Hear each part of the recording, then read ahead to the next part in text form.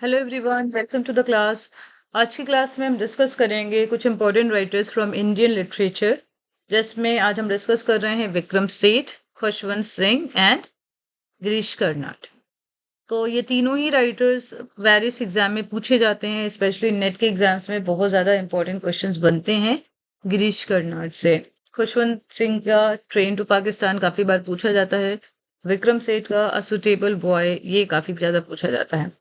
तो इन तीनों राइटर्स पे हम एक क्विक रिवीजन करते हैं।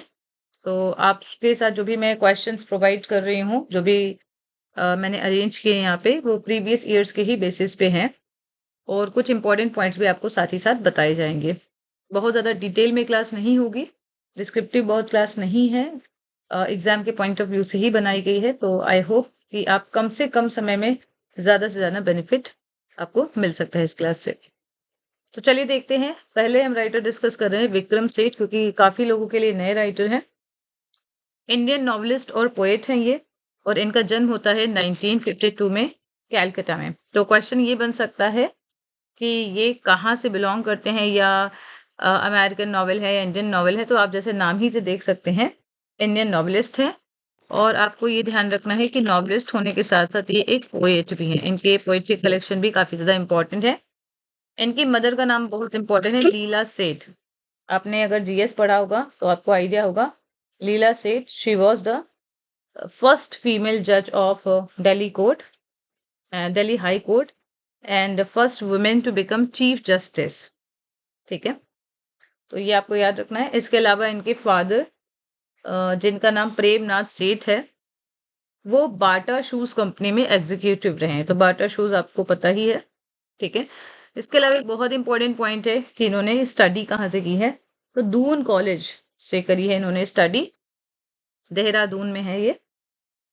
इसके अलावा इन्होंने आगे की जो पढ़ाई करी है वो ऑक्सफोर्ड से, स्टैनफोर्ड से एंड नैनजिंग यूनिवर्सिटी से करी है।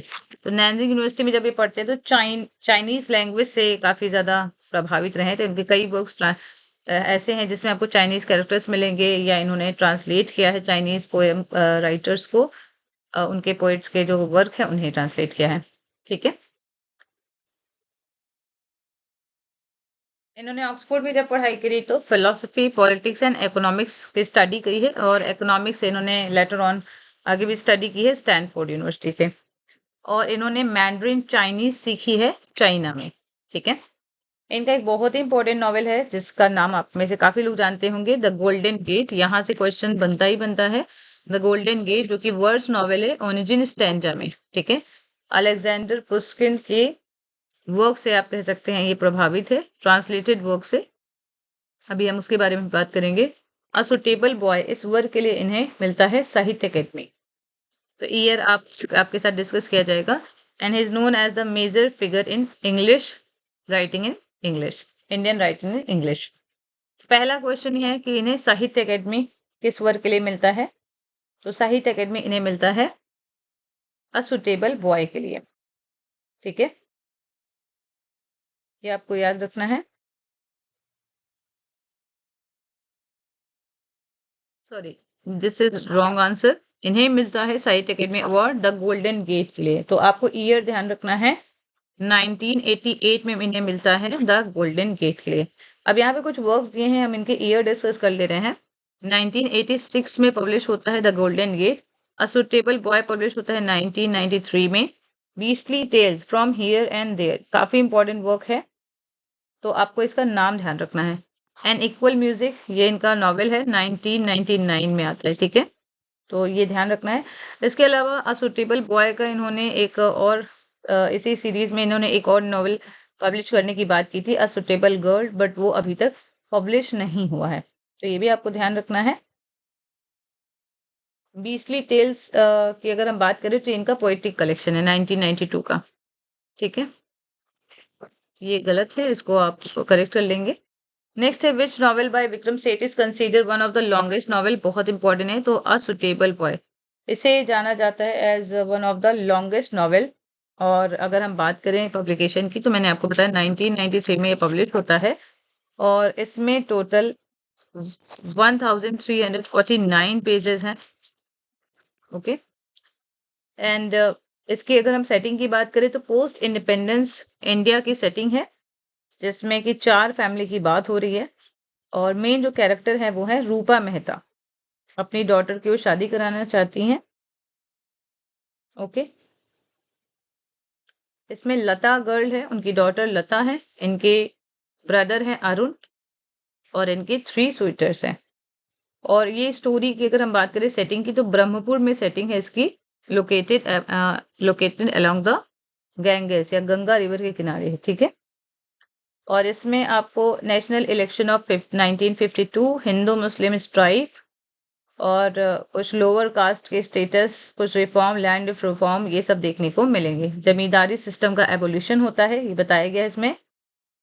एंड जो फ्यूडल प्रिंसेस हैं, लैंडलॉर्ड है, उनका एक्लिप्स होता है, तो ये बताया गया। तो आपको यहाँ पे नॉवेल का नाम याद रखना है, one of the longest novels, ये भी याद रखना है इन अ सिंगल वॉल्यूम।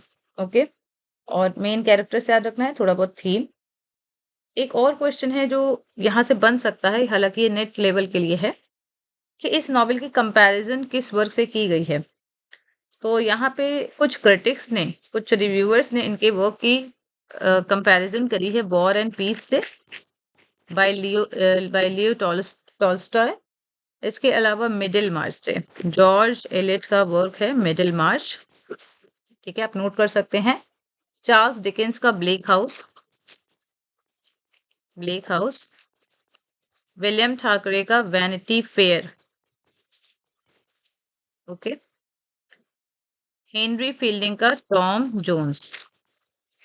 इनसे कंपेयर की जाती है सैमुअल रिचर्डसन के क्लैरिसा से, ठीक है। ये कुछ वर्क हैं। यहाँ पे वॉर एंड पीस को कई बार एग्जाम में पूछा जा चुका है एंड ब्लीक हाउस से भी कंपैरिजन पूछी जा चुकी है, तो ये आप थोड़ा सा ध्यान रखेंगे। और इस नॉवेल की अगर मैं बात करूँ द असुटेबल बॉय में, तो इसमें 12th नाइट का जिक्र किया गया है, ठीक है, ये आप ध्यान रखेंगे। बाकी इतना डिटेल में मुझे नहीं लगता पूछा जाएगा। जो भी लोग नेट की तैयारी कर रहे हैं या हायर की तैयारी कर रहे हैं, वहां पे अगर विक्रम सेठ प्रेस्क्राइब्ड है तो आपको सभी नॉवेल्स की समरी डिटेल में पढ़नी है, ठीक है। 1300 पेजेस है, मैंने आपको बताया था, single volume novels in English. Post independence की सेटिंग है इसकी, कहाँ की सेटिंग है, इंडिया की। सेंट्रल कैरेक्टर कौन है इस नॉवेल में, तो लता मेहरा। इस नॉवेल में हम देखते हैं मिसेस रूपा सर्च कर रही हैं for a suitable husband for Lata. इनका नेक्स्ट नॉवेल आप याद रखेंगे, वर्स नॉवेल है। क्या नॉवेल है, नाम क्या है नॉवेल का, द गोल्डन गेट, 1986 का नॉवेल है, काफी इंपॉर्टेंट है और इस वर्क की वजह से वो काफी फेमस है। फर्स्ट नॉवेल है इनका, नॉवेल इन वर्स। और यहाँ से आपको ये क्वेश्चन बनता है 590, 14 लाइन इन्होंने, 14 लाइन ओनिजिन स्टेंजा में लिखा है। मतलब इनकी जो वर्क आप देखेंगे पोएटिक ही देखेंगे। ओनिजिन स्टेंजाज में लिखा है, written in iambic tetrameter, okay, iambic tetrameter में लिखा गया है। इसमें आपको जो ध्यान रखना है वो ओनिजिन स्टेंजाज याद रखना है। और इसकी अगर हम बात करें इस वर्क की, तो ये इंस्पायर है चार्ल्स जॉन्स्टन की ट्रांसलेशन से। चार्ल्स जॉन्स्टन ने ट्रांसलेट किया है अलेक्जेंडर पुश्किन का यूजिन ओनिजिन, ठीक है।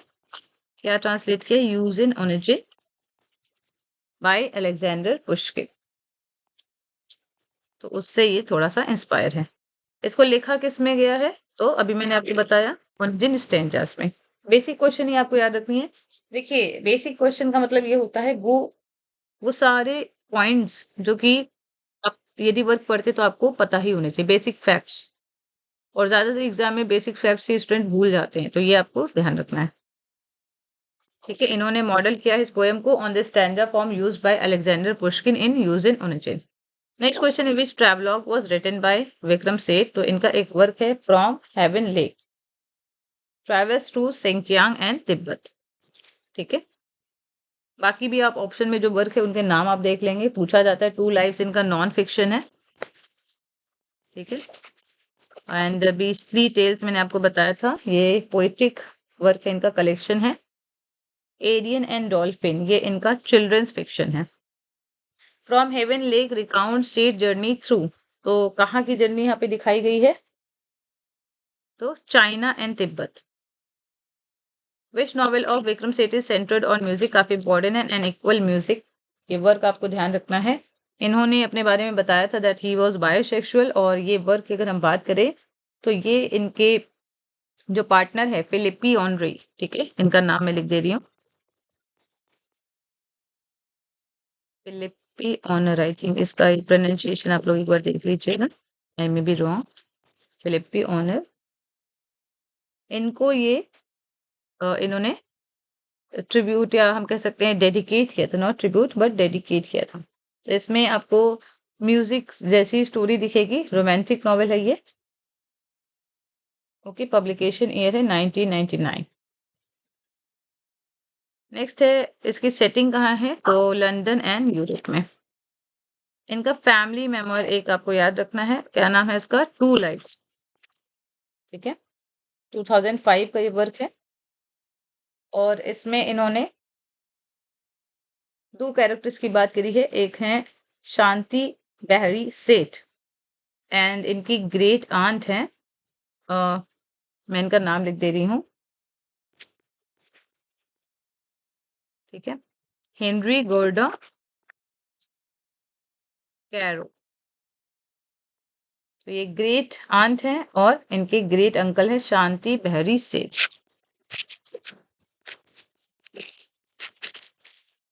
इनकी लाइफ के बारे में, टू लाइफ जो आप नाम देख पा रहे हैं, तो टू लाइफ इन्हीं के बारे में, दोनों अलग अलग जगह से बिलोंग करते हैं, बट फिर भी उनका जो उनकी लाइफ में जो अप्स एंड डाउन्स आए, दोनों कैसे कनेक्शंस कनेक्टेड थे, इस सब के बारे में बताया गया। इस वर्क को वोडाफोन क्रॉसवर्ड बुक अवार्ड मिलता है, हालांकि ये आपके लिए इतना इंपॉर्टेंट नहीं है। इनके अगर हम वर्क की बात करें तो देखिए, नॉवेल्स में आपको 4 नॉवेल का नाम याद रखना है, the Golden Gate, a Suitable Boy, a Suitable Girl जो कि प्रपोज्ड है पर आया नहीं है, और एन इक्वल म्यूजिक, ये चारों नॉवेल्स मैंने आपको बताए। पोएट्री की यदि मैं बात करूं तो पोएट्री में इनका एक कलेक्शन है मैपिंग्स, ठीक है, मैपिंग्स ये आपको याद रखना है। इसके अलावा है द हम्बल एडमिनिस्ट्रेटर्स गार्डन, नाम याद रखेंगे। नेक्स्ट है all you who sleep tonight, नाम याद रखेंगे। एंड अभी मैंने एक वर्क बताया था बीस्टली टेल्स, ठीक है। नॉन फिक्शन में आपको 3 वर्क याद रखने हैं, From haven Lake, Two Lives, 3 Chinese poets, ठीक है। टू लाइफ्स बेस्ड है, तो किस पे बेस्ड है, his uncle and aunt, grand uncle and aunt. इन्होंने स्टडी कहाँ की है, तो Oxford, Stanford and Nanjing university में इन्होंने स्टडी की है। Which work establish Vikram Seth as a major novelist, तो अभी हमने डिस्कस किया था द गोल्डन गेट, 1986 में आता है, और 1988 से मिलता है साहित्य अकेडमी अवार्ड, ठीक है। इसके अलावा अगर मैं और अवार्ड की बात करूं तो इन्हें द हम्बल एडमिनिस्ट्रेटर्स गार्डन के लिए कॉमनवेल्थ पोइट्री प्राइज मिलता है, और अ सुटेबल बॉय के लिए इन्हें मिलता है WH Smith literary award, okay. 2007 में इन्हें मिलता है पद्मश्री, ये पॉइंट इंपॉर्टेंट हो सकता है आपके लिए, 2007 में इन्हें मिलता है पद्मश्री। हालांकि मुझे पता है ईयर्स याद करना बहुत मुश्किल होता है, बट मेरा इंटेंशन ये है कि आप एक बार देखे रहें, तो एक बार देखने पे गेस भी करना आसान होता है, राइट। जब पढ़ाई नहीं है तो फिर बहुत ज्यादा दिक्कत होती है। एन इक्वल म्यूजिक के लिए इन्हें मिलता है क्रॉसवर्ड बुक अवार्ड 1999 में। देखते हैं next question, Beastly Tales from Here and There, ये बिलोंग करता है किस जॉनरा से, तो चिल्ड्रन वर्सेस एंड फेबल्स है, ठीक है। इसमें एक स्टोरी है the Frog and the Nightingale, वो काफी फेमस है। इन्हें जाना जाता है तो as a poet, novelist and travel writer के तौर पे। सीक्वल क्या है सुटेबल बॉय का, तो अ सुटेबल गर्ल, हालांकि ये अभी तक पब्लिश नहीं हुआ है, ठीक है, remained unpublished. Which of the following is not written by, अब ये नॉट वाले जो क्वेश्चन होता है ये आपको ध्यान देने की बहुत जरूरत होती है। तो अगर आप देखें the Golden Gate, Equal Music, Two Life, तीनों मैंने भी डिस्कस किया है। Midnight Children, it is by Salman Rushdie, काफी इंपॉर्टेंट वर्क है वैसे, और पार्टीशन लिटरेचर जब आप पढ़ते हैं तो आपको ये आपके लिए ये वर्क बहुत इंपॉर्टेंट होता है। इनका पोएटिक कलेक्शन आप बताएं, तो all you who sleep tonight, बाकी ये नॉवेल है और ये दोनों नॉन फिक्शन है। He is associated primarily with, तो इंडियन राइटिंग इन इंग्लिश में आप इनका नाम देखते हैं, तो इसमें कोई डाउट नहीं है। बायोग्राफी से अगर क्वेश्चन आता है तो इनका जन्म कहाँ हुआ है, तो कोलकाता में हुआ है 20 जून 1952 में, पहले ये कैलकाटा बोला जाता था, वेस्ट बंगाल में है ये। So this is right. अब अगर हम बात करें कि इनका जन्म किस ईयर में हुआ था, 1953 में। ठीक है, हालांकि ईयर वाले क्वेश्चन बनते नहीं है। इनकी मदर सेठ थी, जज थी। अभी हमने डिस्कस किया फर्स्ट वुमेन चीफ जस्टिस थी। एंड ये फर्स्ट वुमेन चीफ जस्टिस बनती है, कहाँ की बनती है? तो ये दिल्ली हाई कोर्ट की बनती है। कहाँ की बनती है? दिल्ली हाई कोर्ट की। ये आपको ध्यान रखना है। इसका आंसर क्या होगा? आंसर होगा इसका ए। मैंने अभी आपको बताया भी था। पहले ये फर्स्ट फीमेल जज बनती दिल्ली हाई कोर्ट की, और उसके बाद ये कह सकते हैं फर्स्ट चीफ जस्टिस बनती हैं किसी भी स्टेट हाई कोर्ट की। इनकी स्कूलिंग मैंने आपको बताया था दून स्कूल देहरादून में होती है, और इन्होंने अपने अंडर ग्रेजुएट स्टडी करी है तो Corpus Christi school Christi college Oxford से। इनके सब्जेक्ट क्या रहे? Economics, politics and philosophy. तो इतने इंपॉर्टेंट नहीं पॉइंट्स हैं। स्टैनफोर्ड में इन्होंने इस इकोनॉमिक्स पढ़ा है, और चाइनीज कहाँ पे पढ़ा है? तो नैनजिंग यूनिवर्सिटी में। इन्होंने किस लैंग्वेज में बहुत ज्यादा स्टडी करी है? तो मैंdarin चाइनीज। ये आपको ध्यान रखना है, ठीक है। इनका एक वर्क है जो आप याद रख सकते हैं, 3 चाइनीज पोएट्स। जब मैं इनके बारे में पढ़ रही थी तो मैंने देखा कि इन्होंने बहुत सारे चाइनीज वर्क को ट्रांसलेट किया है, ठीक है। 3 चाइनीज पोएट, ये 1992 का कलेक्शन है। ट्रांसलेटेड है इनका वर्क, मतलब इन्होंने ट्रांसलेट किया है 3 चाइनीज राइटर्स के पोइट्री को। ओके, नाम जानना आपके लिए इतना इम्पोर्टेंट नहीं है। इनका फ्रॉम हेवन लेक ये इमर्ज होता है, तो कहाँ से कहाँ की जर्नी करते हैं? China to India.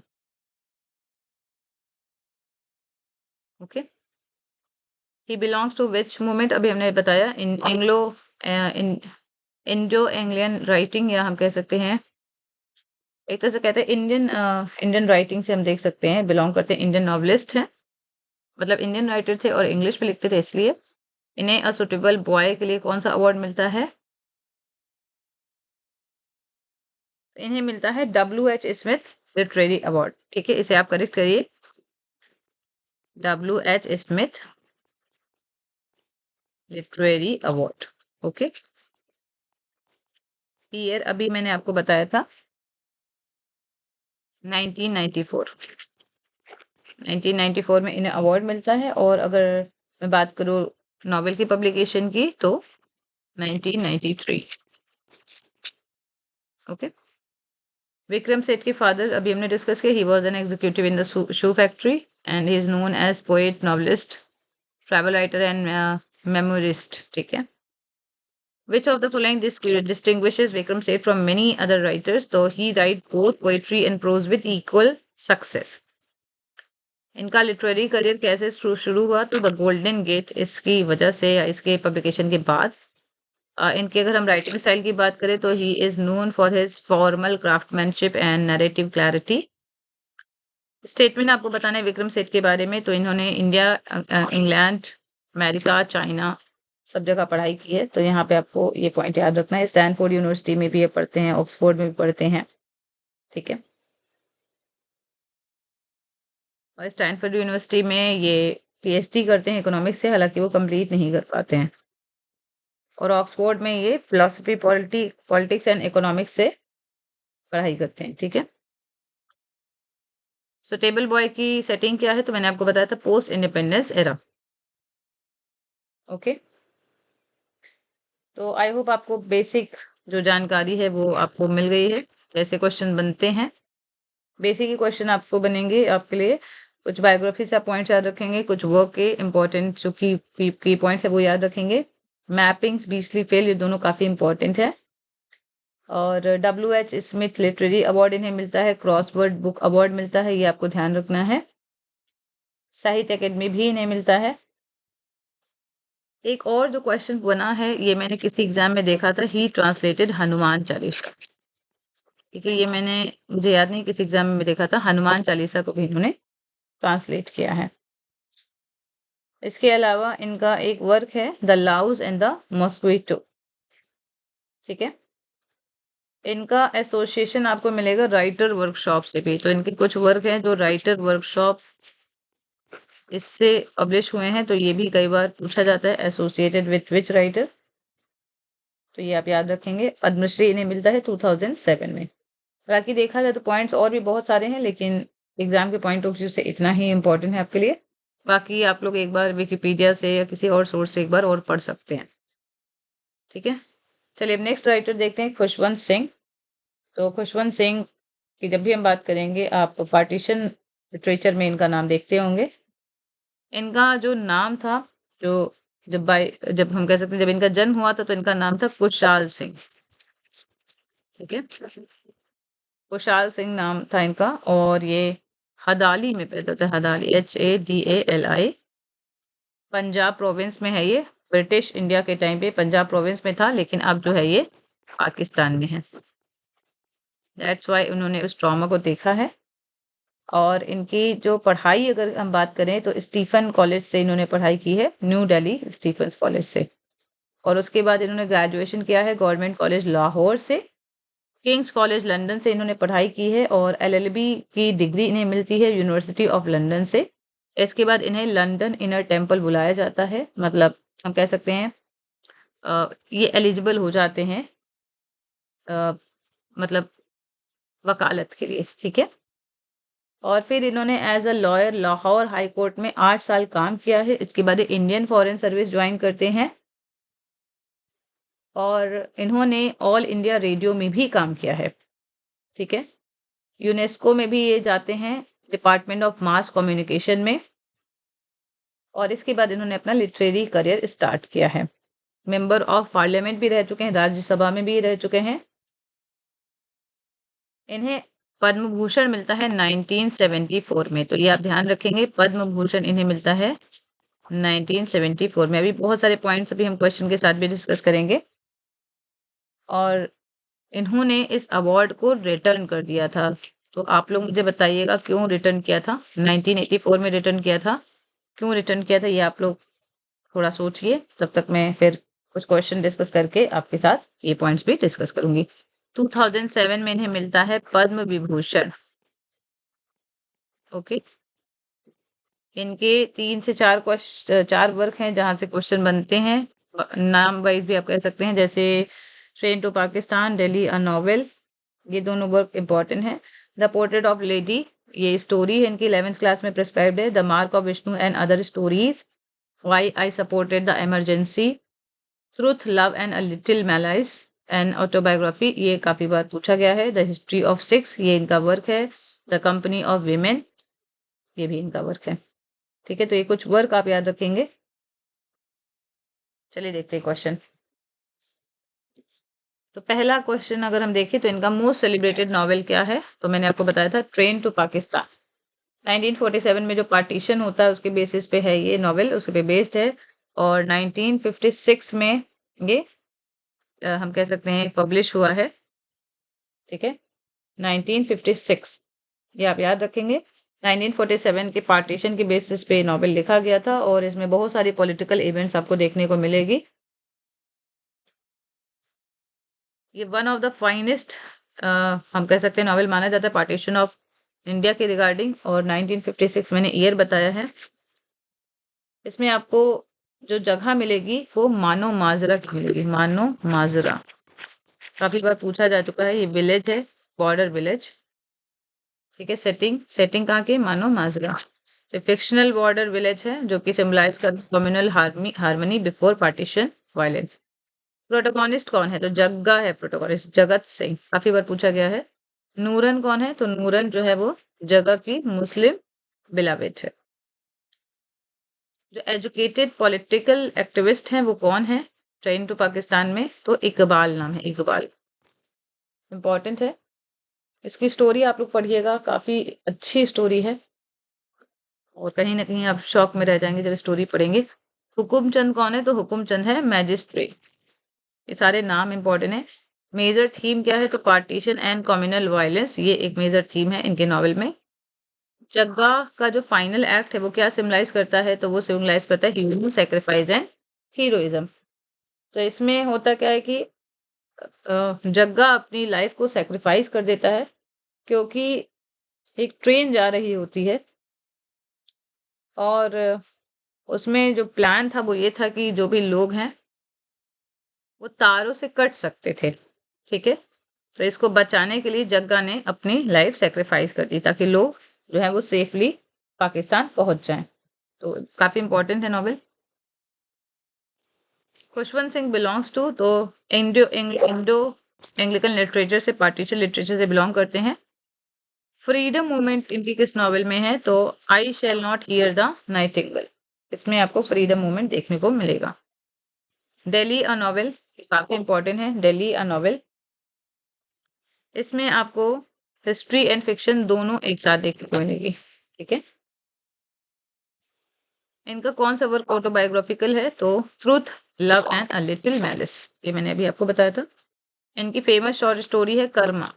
अब पोर्ट्रेट ऑफ ए लेडी भी इंपॉर्टेंट है, the portrait of A lady. Karma के प्रोटोगोनिस्ट कौन है? तो मिस्टर लाल। कर्मा से ड्राइव करता है तो blind imitation of the British, इसको आपसे रफली पढ़िए ऐसे ही।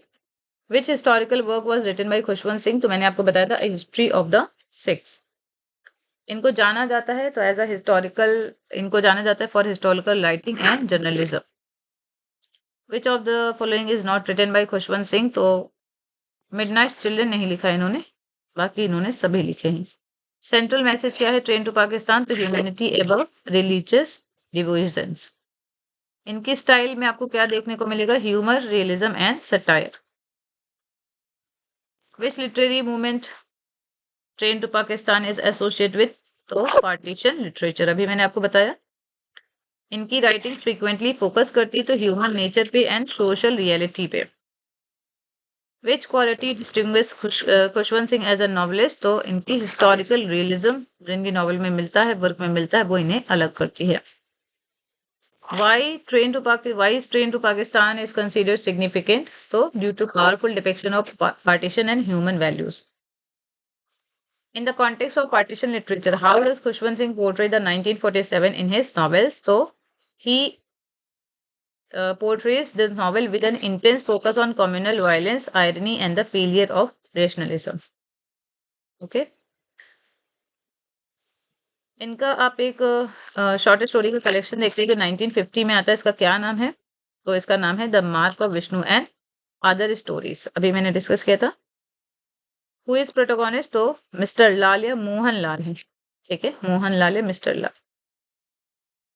किस नॉवेल में आपको ये सारी थीम्स मिलेगी? Theme of modernism, sexuality and mid life crisis of a middle aged Sikh businessman. तो द कंपनी ऑफ विमेन में आपको ये सारी थीम देखने को मिलेगी। In short story the mark of Vishnu, Gangaram ये एक डिवोइट फॉलोवर हैं विष्णु के, जो रिवर करते हैं एक डेंजरस एनिमल को। तो किसे रिवर करते हैं? कोबरा को। What historical book sequence did Khushwant Singh write that serves as a seminal text on his subject? तो इन्होंने एक वर्क लिखा है A History of the Six। तो इनके वर्क के नाम को आप थोड़ा सा याद रखेंगे, the history of the six. कहीं आपको द मिलेगा, कहीं आपको अ मिलेगा, ठीक है, जनरल लिटरेरी। अब आप देखते हैं next work. What is the recurring theme और motif in Khushwant Singh literary writing style? तो मैजिक रियलिज्म तो आपको सलमान रश्दी में देखने को मिलेगा। इनके वर्क में आपको देखने को मिलेगा cynicism tempered by deep humanism, satire and unadorned direct prose. Which prominent Indian author praised Khushwant Singh by saying he is an iconoclast, a wit, a scholar, a journalist of great standing and a novelist, but essentially a deeply serious man? तो are के नारायण ने इनके लिए ये बात बोली है, ठीक है। तो ये कुछ पॉइंट्स थे। इसके अलावा कुछ और पॉइंट्स हैं जो मैंने नोट किए हैं, तो मैं आपको बताती चल रही हूँ। अगर बात करी जाए इनकी जर्नल में इनके योगदान की, तो इन्होंने एक इंडियन गवर्नमेंट जर्नल फाउंड किया है योजना नाम से, ठीक है। क्या नाम है? योजना। इंडियन गवर्नमेंट जर्नल है ये, 1951 से 1953 के बीच आता है। नेक्स्ट आपको ध्यान रखना है, इन्होंने एक the illustrated weekly off India, इसको भी फाउंड किया है।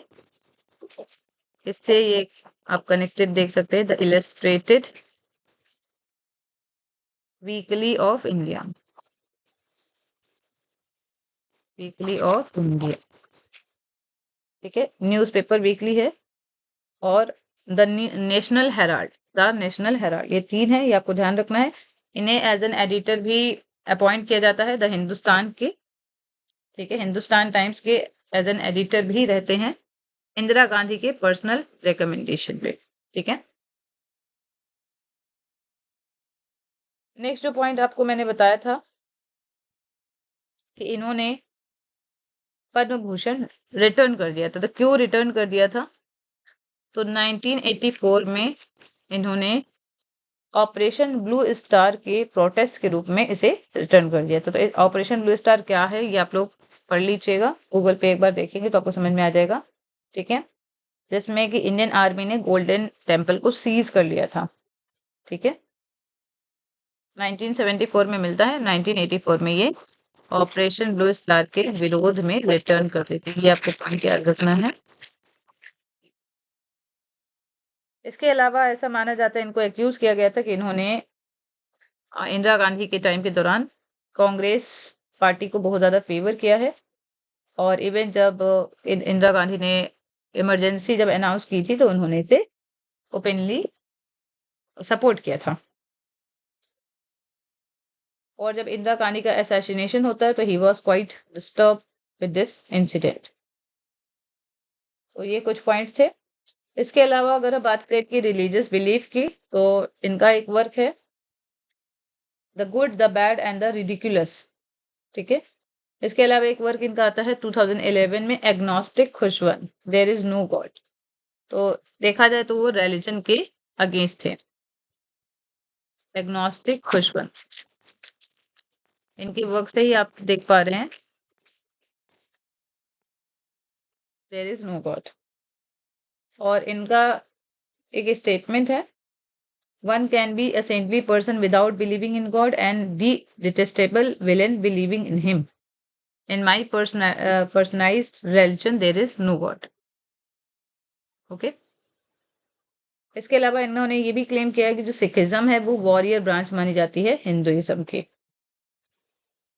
इनका एडमिरेशन काफी रहा है स्पिरिचुअल लीडर के लिए, कृपालु महाराज के लिए काफी ज्यादा एडमिरेशन रहा है। और इन्होंने एक और भी वर्क लिखा है, क्रिटिकल वर्क हम कह सकते हैं, जिसमें ये कहते हैं कि I don't believe in birth, rebirth, or reincarnation in the day of judgment or in heaven or hell. I accept the finality of death. ठीक है, the good the bad and the ridiculous, ये work है इनका 2013 में आता है। इसके बाद इन्होंने लिखना बंद कर दिया था। तो ये आप याद रख सकते हैं, the good the bad and the ridiculous, October 2013 में ये पब्लिश होता है। इसके बाद इन्होंने लिखना बंद कर दिया था। और इस बुक को काफी ज्यादा क्रिटिसाइज किया गया था रिलीजन की वजह से, क्योंकि इन्होंने इस वर्क में रिलीजन को काफी ज्यादा क्रिटिसाइज किया था। तो आई होप आपको कुछ पॉइंट्स क्लियर हैं। एक और लास्ट पॉइंट है कि इन्होंने अपना एपिटाफ खुद लिखा था। अगर हम एपिटाफ की बात करें तो इन्होंने अपना एपिटाफ खुद लिखा था, ठीक है। एपिटाफ में क्या है, here lies one who spared neither man और nor God, waste not your tears on him, he was a sod, writing nasty things he regarded as great fun, thank the lord he is dead, this son of a gun। तो ये इनका epitaph था। और इनकी जो हम कह सकते हैं जो ग्रेव थी, या जहाँ पे, सॉरी नॉट ग्रेव, जहाँ पे इनको एशेस को बरी किया जाता है, हदाली स्कूल में ही बरी किया जाता है, वहां पे एक इंस्क्रिप्शन लगाई जाती है जिसमें लिखा है, इन memory of Sardar Khushwant Singh, a Sikh, a scholar and a son of Hadali Punjab. लिखा है इसमें, this is where my roots are, I have nourished them with tears of nostalgia, okay. तो जो भी इंपॉर्टेंट पॉइंट्स मुझे लगे वो मैंने ऐड कर दिए हैं। Now next writer is Girish Karnad. देखिए, पढ़ने को आप और भी पढ़ सकते हैं, उसकी मना नहीं है, लेकिन क्योंकि मैं केवल इंपॉर्टेंट पॉइंट डिस्कस कर रही हूँ, तो जो पिछले एग्जाम में मैंने देखे उसी को मैं बेस बना के डिस्कस कर रही हूँ। आप और भी पढ़ सकते हैं यदि आपको टाइम अलाउ करे। गिरीश कर्नाड काफी इंपॉर्टेंट राइटर है, यहाँ से तो क्वेश्चन बनते ही बनते हैं। अगर हम बात करें गिरीश कर्नाड की, तो ही was a play right, actor, director, writer. Okay. और इन्होंने कई सारी लैंग्वेज में लिखा है, काम किया है, कन्नड़, हिंदी, तमिल, तेलुगु, मलयालम, मराठी। फिल्मों में काम किया है, डायरेक्टर भी रहे हैं, एक्टर भी रहे हैं, राइटर भी रहे हैं। ठीक है। यहाँ पे आपको ये चीज ध्यान रखना है कि इन्होंने लिखा तो कन्नड़ लैंग्वेज में है, लेकिन ट्रांसलेट भी इंग्लिश में इन्होंने ही किया है।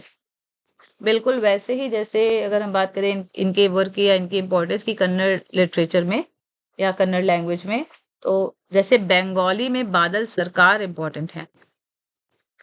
ठीक है। बंगाली में माना जाता है बादल सरकार को, मोहन राकेश को हिंदी में माना जाता है, और विजय तेंदुलकर मराठी में। तो ये भी क्वेश्चन बना है। विजय तेंदुलकर किस में है? मराठी में। बादल सरकार बंगाली में एंड गिरीश कर्नाड कन्नड़ में, मोहन राकेश हिंदी में। इनकी इंपॉर्टेंस आपको ध्यान रखनी है। इनको ज्ञानपीठ अवार्ड मिलता है। ठीक है।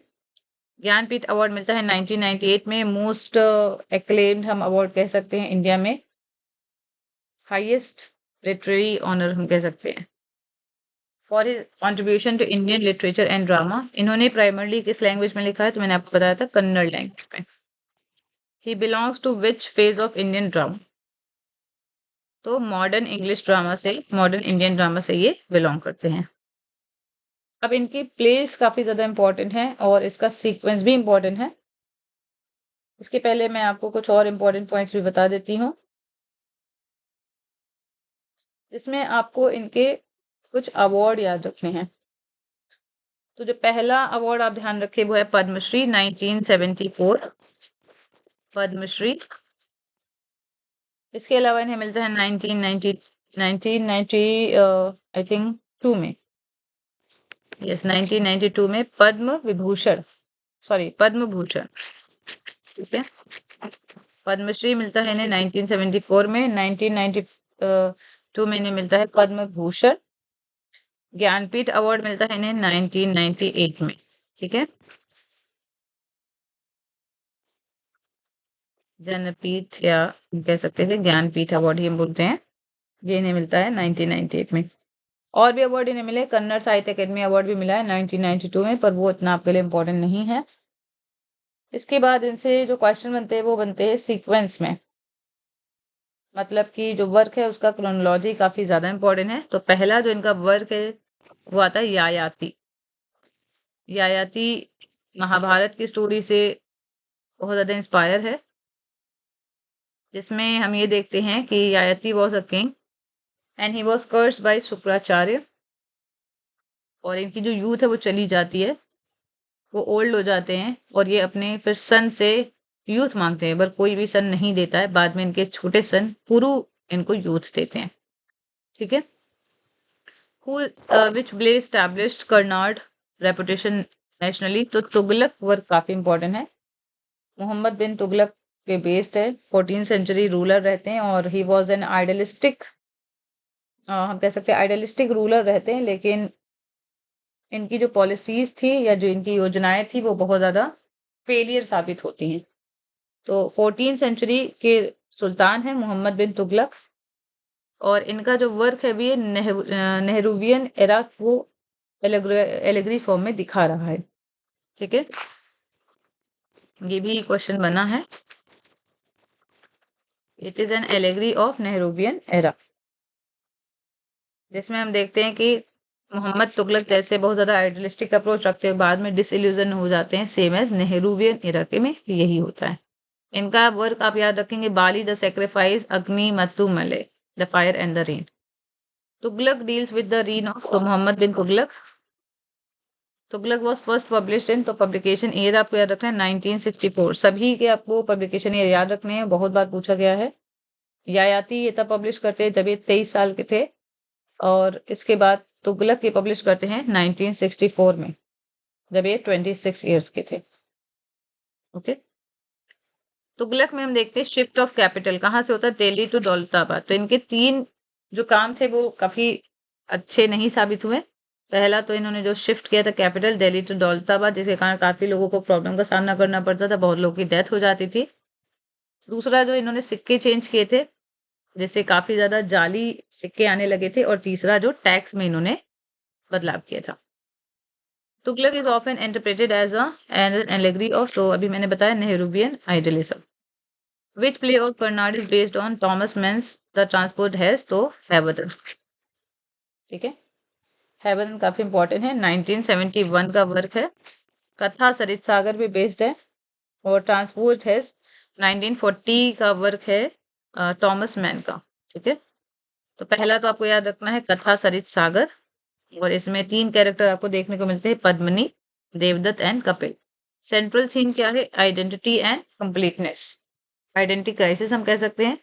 फीमेल कैरेक्टर इसमें है Padmini, main female character Padmini, पढ़ा है आप लोग ने, देवदत्त एंड कपिल भी हैं इसमें। ओके, और ये आइडेंटिटी क्राइसिस को दिखाता है। कथा सरित सागर 11वीं सेंचुरी का संस्कृत टेक्स्ट है। इसके अलावा 1940 में एक नॉवला आता है, द ट्रांसपोज्ड हेड, ये मैं लिख दे रही हूँ, द ट्रांसपोज्ड हेड।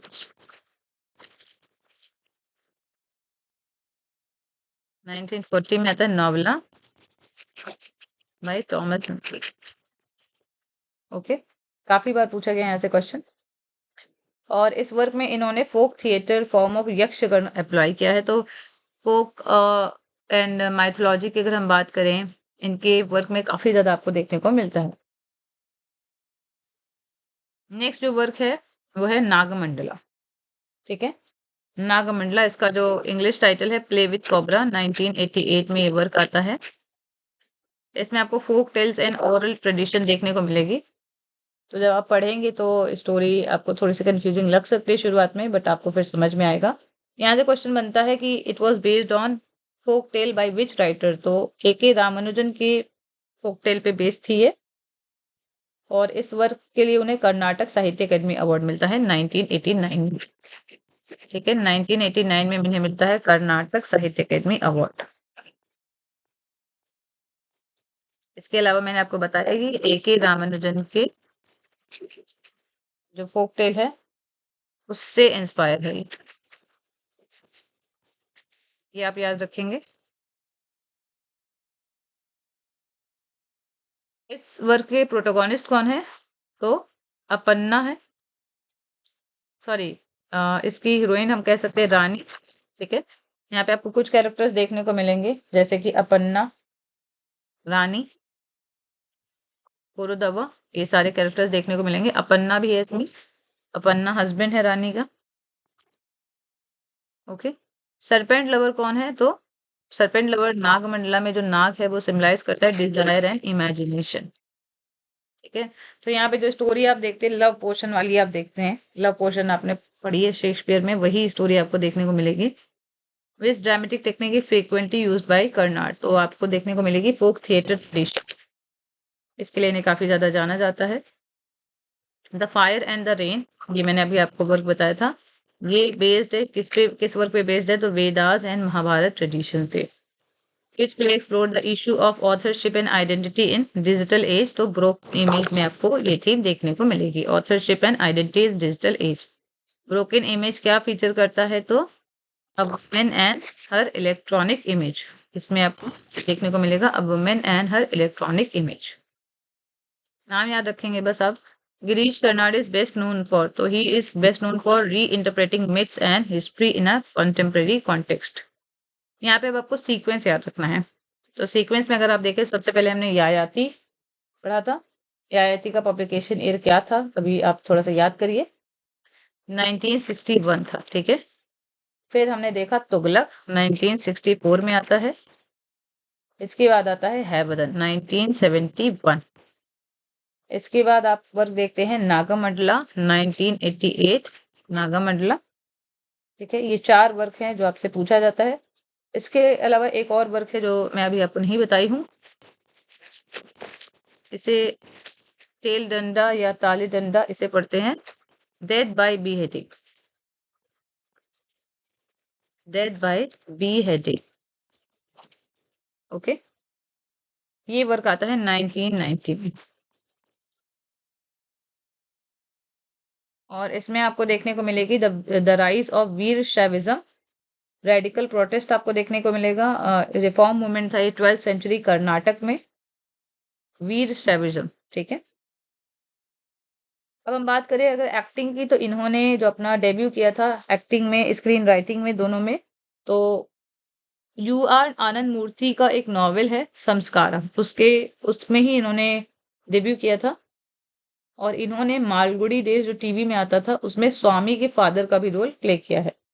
इसके अलावा बहुत सारी मूवीज हैं जिसमें इन्होंने कैरेक्टर प्ले किए हैं, जैसे इकबाल है, पुकार है, एक था टाइगर, टाइगर जिंदा है, आशाएं, डोर, 8 into 10, तस्वीर, स्वामी, ठीक है, बहुत सारी मूवीज है। इन्होंने एपीजे अब्दुल कलाम की ऑटोबायोग्राफी विंग्स ऑफ फायर को ऑडियो बुक के फॉर्म में भी रिकॉर्ड किया है।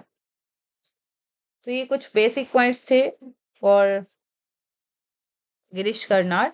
पॉइंट्स और भी हैं, इसको आप लोग एक बार सर्च करके पढ़ सकते हैं इनके बारे में। एक पॉइंट और है जो कि इम्पोर्टेंट हो सकता है कि उन्होंने बाबरी मस्जिद जो डिमोलिश हो रही थी उसको पब्लिकली कंडेम्ड किया था। ओके। इनकी डेथ होती है 81 की एज में due to multiple organ failure in 2019। So this was all for today's class. ये जो भी पीडीएफ है इसमें जो भी पॉइंट्स है मैं आपको प्रोवाइड कर दूंगी। कुछ करेक्शन थे यहाँ पे तो मैं इसी पीडीएफ को आपको दूंगी, जो भी हमने डिस्कस किया है। तो ये सेव हो जाएगा और आपको ये मिल जाएगा। तो आप टेलीग्राम ग्रुप पे ज्वाइन कर सकते हैं, वहाँ पे आपको सारी पीडीएफ मिल जाएंगी। So thank you so much, take care, we will again share an important class for your revision. Take care.